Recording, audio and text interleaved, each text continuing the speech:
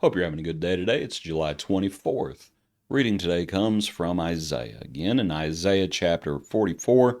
Our reading today is actually chapter 44 through 48.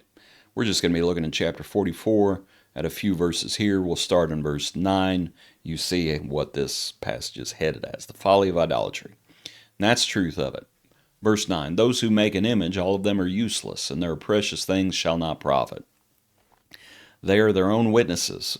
They neither see nor know, that they may be ashamed. Who would form a god or mold an image that profits him nothing? Surely all his companions would be ashamed, and the workmen, they are mere men.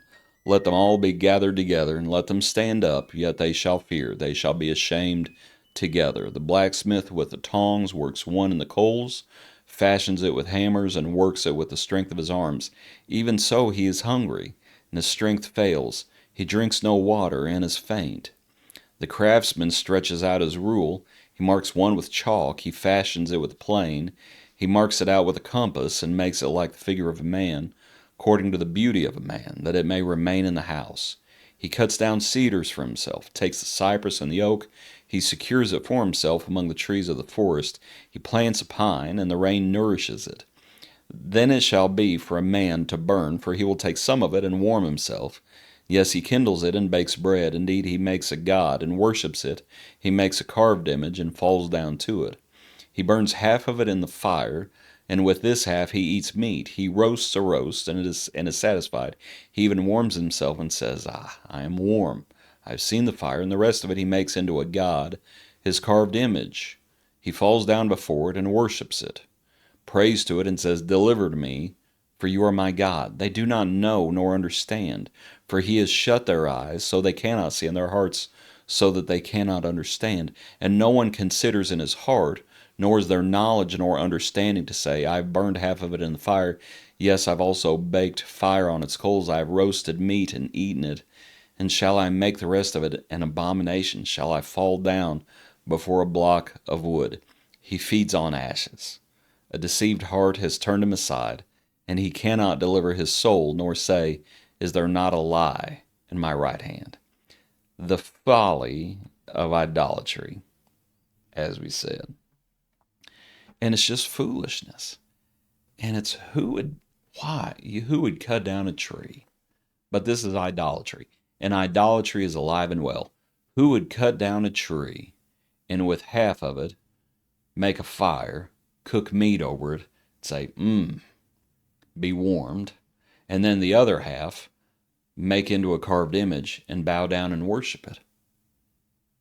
And this idea, as you have this passage, says, listen, these idols, they don't see, and they don't know, and they will not deliver you. They have not delivered you, and they should have been ashamed, but a lot of times they weren't, needless to say. But they would sit there and they would make these things, and there in verse 12, works it with the strength of his arms. Even so he's hungry, and he's hungry, and his strength fails. He drinks no water, and is faint. He works so. I was wondering, that passage, is it speaking about the blacksmith is working so hard to do this, and he's hungry, and his strength fails, and he drinks no water, and is faint? He works so hard in this exercise of futility? Or is it speaking about the idol itself, that the idol doesn't eat, and the idol has no strength, and the water drinks no water? Perhaps. But it's just it's the foolishness of idolatry. But it's also the foolishness of the idolater. And, of course, because what's an idol? An idol's not anything. It's just a block of wood. But here it really does focus on the idolater, because the idolater, the Lord is making them like their idol. The idol cannot see, and the idol cannot understand, and these people do not know nor understand, for God has shut their eyes. This is why when the Lord in the New Testament, when Jesus comes on the scene, and he says, "He who has ears to hear," but at the same time he says, no, and I believe it's either this verse or a verse similar to it, where he talks about the Lord has shut their eyes and shut their ears, lest they should see, lest they should hear, lest they should turn to me and I should heal them. What he's saying is they're like idols. They're like those dumb idols. They're like their dumb idols because they're not listening to God. Who are they listening to? They're listening to themselves. And if you're not listening to the Lord, it's foolishness. It's just as foolish as idolatry.